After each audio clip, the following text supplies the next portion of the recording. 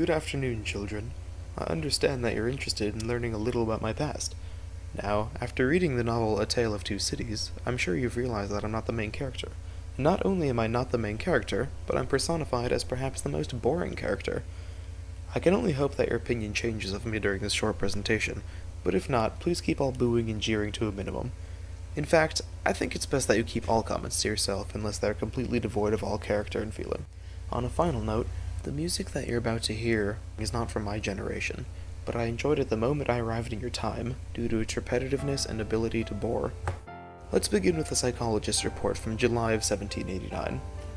Being a man of business, I certainly have no problem with embarrassment when it comes to this. None whatsoever. Today, upon the storming of the Bastille, I was looking through some old notes and found some concerning the visit of an old friend in 1775, that of Mr. Jarvis Lorry. I was inspired to write about him in this time of transformation. I know that, as a psychologist, it is unorthodox for me to refer to a patient as unusual. However, that was most certainly the case with Mr. Lorry.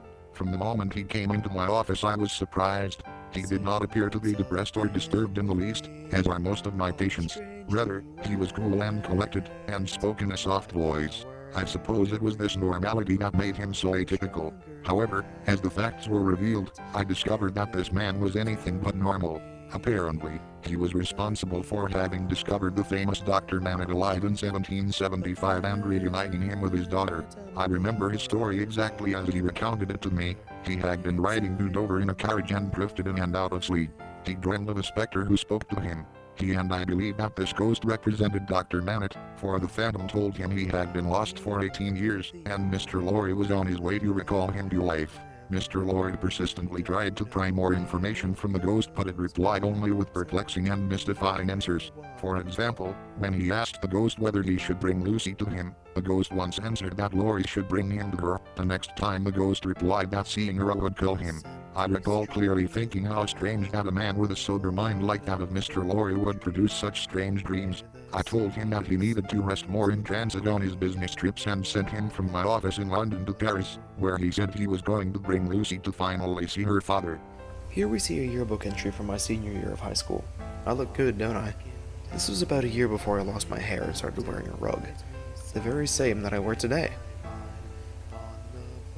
Now that I mention it, I still look okay, don't I? Ah yes, FBLA. I was president, chairman, treasurer, you name it. I remember Health Careers Club also. I joined it simply because it was career-oriented, but I never really got into medicine at all. Going further back in time, here's a letter I wrote to Father Christmas during my 5th form. For those of you who don't know, Father Christmas is essentially the English equivalent of Santa. The letter, humorously, asks him for a sense of humor and points out that I was somewhat picked on during my early years. Mr. Jarvis Lorry, a businessman and bachelor, died suddenly last Thursday of a heart attack in the Paris City Hospital.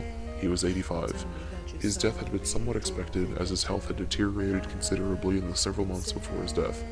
He had already been hospitalized due to previous heart conditions. Though he has no blood relatives who survive him, Jarvis has an acquired family who loved him very much. They consist of the crowd favorite Dr. Manette and his daughter and family. Lucy Darnay, his daughter, was stricken with grief and unavailable for comment.